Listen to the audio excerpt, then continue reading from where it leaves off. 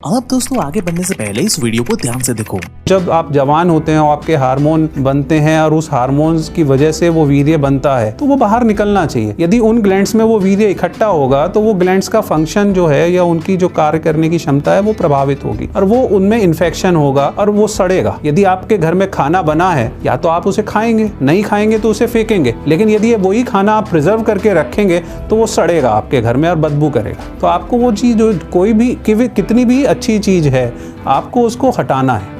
तो वीर्य जो बन रहा है उसको निकलना जरूरी है। तो दोस्तों जैसा कि आपने देखा, इन डॉक्टर भाई साहब का कहना है कि आप जितनी मर्जी चाहे सीमन को बर्बाद करो, इससे आपके शरीर को कोई फर्क नहीं पड़ता। लेकिन वहीं दूसरी तरफ आयुर्वेदा और हमारी प्राचीन सभ्यता के कुछ डॉक्यूमेंट्स हमें सीमन के बारे में कुछ और ही कहानी बताते हैं। जैसे कि इस डॉक्यूमेंट के हिसाब से भगवान शिव खुद ये बताते हैं कि सिंधे विंदु महायत्ने की न सिद्धयति भूतले यस्य प्रसादनम महिमा ममा प्रत्येतर्षो भवेत। अर्थात जिसने अखंड ब्रह्मचर्य को यत्न पूर्वक सिद्ध कर लिया है उसके लिए इस पृथ्वी में कुछ भी हासिल करना दुर्लभ नहीं रह जाता। ऐसा सिद्ध पुरुष मेरे समान ही कार्य करने में समर्थ हो जाता है। ऐसा क्लियरली भगवान शंकर इस डॉक्यूमेंट के हिसाब से बताते हैं। वहीं अगर हम जैन धर्म में देखें तो यहाँ पे भी अब्रह्मचर्य को पाप बताया गया है। वहीं अगर अथर्ववेद की बात करें तो वहाँ पे तो ब्रह्मचर्य को उत्कृष्ट व्रत की संज्ञा दी गई है। व्रतेषु वेवी ब्रह्मचर्यम। तो भाई अब सवाल ये आता है कि आखिर हमें किन की सुननी चाहिए, एक पढ़े लिखे डॉक्टर की या फिर अपने प्राचीन विज्ञान को एक्सप्लेन करने वाले ग्रंथों या पुराणों की। और अगर हम ब्रह्मचर्य का पालन करते हैं तो इससे होगा क्या,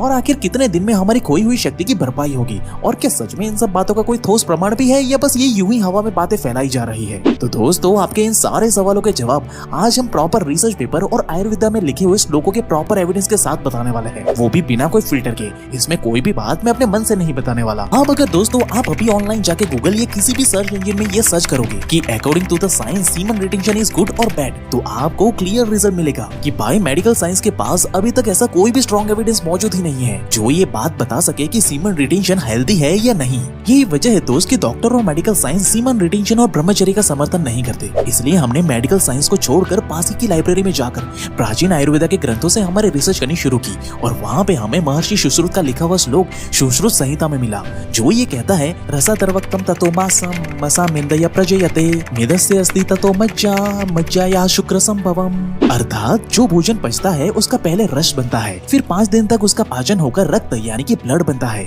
और 5 दिन बाद रक्त से मांस बनता है और इसी तरह 5-5 दिन के अंतर में मेद, अस्थि, मज्जा और अंत में शुक्र धातु का निर्माण होता है और इसी तरह इस सप्त धातु से हमारे पूरे शरीर का निर्माण होता है। आप भाई जिन्हें नहीं पता उन्हें मैं बता दूं कि महर्षि सुश्रुत एक फिजिशियंस थे जिन्होंने भाई आज से तकरीबन 3000 साल पहले प्लास्टिक सर्जरी में महारत हासिल की थी और उन्हीं की बताई हुई टेक्निक को आज मॉडर्न साइंस इस्तेमाल कर रही है लोगों का इलाज करने के लिए। तो भाई यहाँ पे खुद महर्षि सुश्रुत इस श्लोक के जरिए हमें ये बताते हैं कि जैसे ही आप कुछ खाना खाते हो तो वो खाना सबसे पहले डाइजेस्ट होकर रस में परिवर्तित हो जाता है जिसे मॉडर्न साइंस प्लाज्मा फ्लूइड कहती है और जब 5 से 6 दिनों के बाद बॉडी इस रस को डाइजेस्ट कर लेती है तब इस रस से बनता है रक्त यानी कि ब्लड और इसके बाद इस प्योर ब्लड का इस्तेमाल करके हमारी बॉडी मासा यानी कि मसल बनाती है जिसके कारण ही हमारी बॉडी का स्ट्रक्चर डिफाइन होता है। फिर इस मसल टिश्यू से बनता है मैदा यानी कि हेल्दी फैट टिश्यू जो हमारी बॉडी के अंदर एनर्जी स्टोरेज का काम करता है जिससे कि हमें शक्ति मिलती है और इसी एनर्जी यानी कि मैदा का इस्तेमाल करके हमारी बॉडी अस्थि यानी कि हड्डियां बनाती है और जब हमारी बॉडी अस्थि यानी कि बोन टिश्यू क्रिएट कर लेती है तब इन हड्डियों से बनता है बोन मैरो और आखिर में इस बोन मैरो से बनता है शुक्र धातु जिसे मॉडर्न साइंस आज के जमाने में सीमन कहती है जो कि मेल और फीमेल दोनों की बॉडी में होता है। लेकिन मेल की बॉडी में इसे सीमन कहा जाता है जबकि फीमेल की बॉडी में इसे एग सेल, ओवम या रज के नाम से उसे जानते हैं। तो अब अगर आप इस प्रोसेस को ध्यान से ऑब्जर्व करोगे तो आपको ये पता चलेगा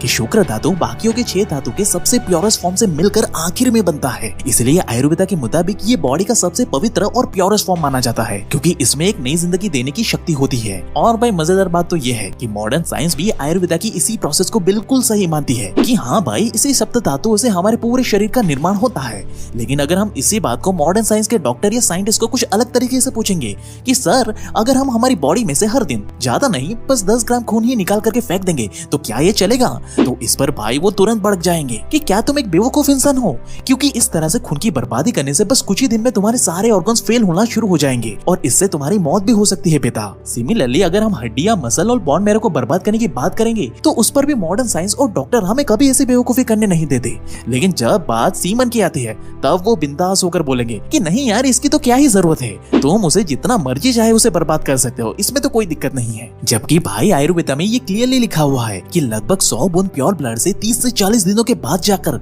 1 बूंद सीमन बनता है। तो अब आप खुद सोचिए भाई कि अगर हर दिन 100 बूंद प्योर ब्लड को बहाना हमारी बॉडी के लिए हानिकारक हो सकता है, तो इसी ब्लड से बनने वाले फाइनल प्रोडक्ट सीमन को हर दिन यूं ही बर्बाद करने से भला हमारी बॉडी को कितना ज्यादा नुकसान होता होगा। और ये सच्चाई जाने के बाद क्या ये करना सही होगा हमारी बॉडी के लिए? अपना दिमाग खुद लगाइए दोस्त, और अपना जवाब हमें कमेंट करके जरूर से बताना। अब सच बताऊं तो मैं मॉडर्न साइंस के खिलाफ बिल्कुल नहीं हूँ, क्योंकि मैं खुद साइंस का स्टूडेंट रह चुका हूँ और मेरी मॉम खुद मेडिकल फील्ड में पिछले 20 सालों से काम कर रहे हैं। And to be honest, medical science ने हजारों करोड़ों लोगों की जान बचाई है और ये बहुत ही अच्छी बात है। लेकिन जो बात गलत हो रही है उसे मैं बिना कोई फिल्टर के आपके सामने रख रहा हूँ, इसमें मेरा कोई फायदा नहीं है। अब ये बात मॉडर्न साइंस और डॉक्टर आपको कभी नहीं बताएंगे, क्योंकि कुछ पूंजीवादी लोगों ने सालों से जानबूझकर इस रहस्यमय चीजों को बाहर आने ही नहीं दिया है, क्योंकि इसके पीछे एक बहुत ही बड़ा प्रोपेगेंडा छुपा हुआ है जिसका शिकार हम जैसे लोग हर रोज होते हैं। और आलम ये हो जाता है कि ऐसे फेक इन्फॉर्मेशन के चक्कर में आकर बेचारे अनगिनत बच्चे सीमन को बेफालतू में ही अपने शरीर से बाहर निकलना शुरू कर देते हैं, जो कि एक समय के बाद भयंकर एडिक्शन का रूप ले लेती है। और भाई तब लोगों को ये रियलाइज होता है कि उन्हें जानबूझकर इस माया जाल में फंसाया गया है,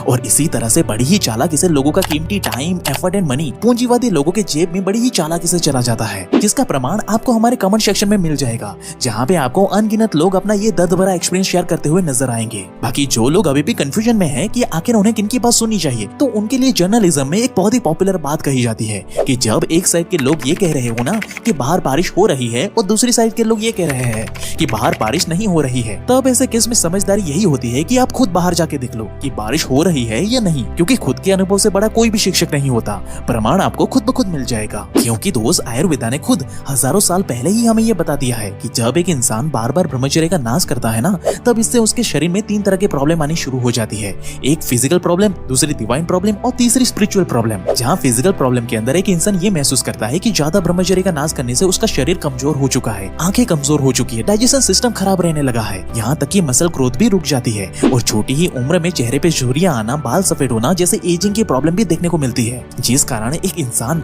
खुद को बाकियों के मुकाबले में काफी कमजोर और मामूली सा समझने लगता है। वहीं डिवाइन प्रॉब्लम के अंदर एक इंसान का दिमागी विकास ही भाई रुक जाता है, उसकी बुद्धि मंद पड़ जाती है और वो चीजों को ज्यादा समय तक याद ही नहीं रख पाता, और किसी महत्वपूर्ण बात को गहराई से सोच या समझ पाना तो बिल्कुल भूल ही जाओ। बल्कि ऐसे लोग बहुत ही जल्दी ओवर थिंकिंग और डिप्रेशन का शिकार हो जाते हैं। यही कारण है कि ऐसे लोग बार बार अपनी लाइफ में कुछ बदलाव करने की कोशिश तो जरूर करते हैं, लेकिन वो कुछ भी बदलाव कर ही नहीं पाते, क्योंकि भाई उनका दिमाग इन गलत आदतों की वजह से कमजोर हो चुका होता है। और जब एक इंसान का दिमाग इन दोनों प्रॉब्लम से गिर जाता है, तब भाई वो चाहकर भी स्पिरिचुअल बन ही नहीं पाता, जिस कारण उसका पूरा जीवन पर स्ट्रगल करते हुए बीतता है, और वो चाहकर भी कभी अपने जीवन में कुछ बड़ा उखाड़ ही नहीं पाता। अब ये तो बात हुई प्रॉब्लम की और उसके आइडेंटिफिकेशन की, ताकि हम अपनी प्रॉब्लम को बारीकी से समझ पाए। लेकिन अब जो गलती हो गई सो हो गई, अब इसे ठीक कैसे करें भाई? और अगर हम ब्रह्मचर्य को फॉलो करें तो कितने दिनों में हमारी ये बर्बाद हुए सीमन की भरपाई होगी भाई? इन सारे सवालों का भी तो जवाब दो। तो दोस्तों, इसे समझने के लिए मेरे पास आपके लिए एक सवाल है। अब मान लो कि आपके पास 3 तरह के कपड़े हैं,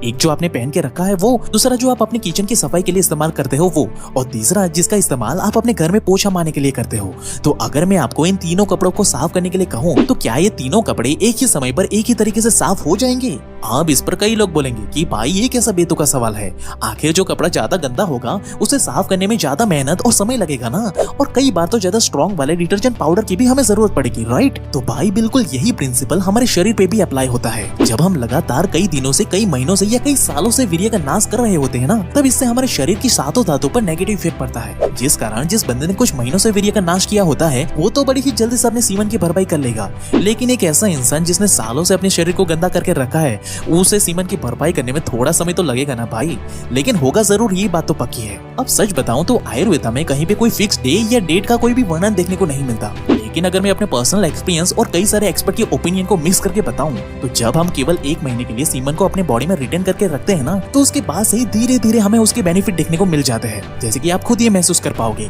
कि आपके बॉडी के सप्त धातु अब सही से बैलेंस वे में काम करना शुरू कर दिए हैं, जिससे कि अब ऑटोमेटिकली आप फिजिकली और मेंटली स्ट्रॉन्ग महसूस करना स्टार्ट कर दोगे। साथ ही जो पहले हेयर फॉल, स्किन की प्रॉब्लम और डाइजेशन के इश्यू चल रहे थे ना, वो भी अब धीरे धीरे खत्म होते हुए दिखेंगे आपको। साथ ही आपका फोकस और किसी भी चीज को तर्क वितर्क करके समझने की शक्ति और क्रिएटिविटी भी आपको बढ़ती हुई दिखेगी। इसके साथ ही आप अपना कॉन्फिडेंस भी बढ़ता हुआ महसूस कर पाओगे और जो पहले छोटे मोटे रिस्क लेने से भी डरते थे ना, वो भी अब अपने लाइफ में रिस्क और बड़े बड़े एक्शन लेने से भी नहीं डरेंगे। और ये बदलाव मेल और फीमेल दोनों में देखने को मिलेंगे। और जितना ज्यादा लंबे समय तक आप इसे फॉलो करते हो ना, उतने ही अलग अलग पावर आपको अपने बॉडी में अनलॉक करते हुए आप महसूस कर पाओगे। आप चाहो तो चेकलिस्ट बना करके खुद की एक्सपीरियंस खुद से नोट कर सकते हो। बाकी आपके मन में और भी सवाल मौजूद है तो वो हमें कमेंट करके या ईमेल करके बता सकते हो।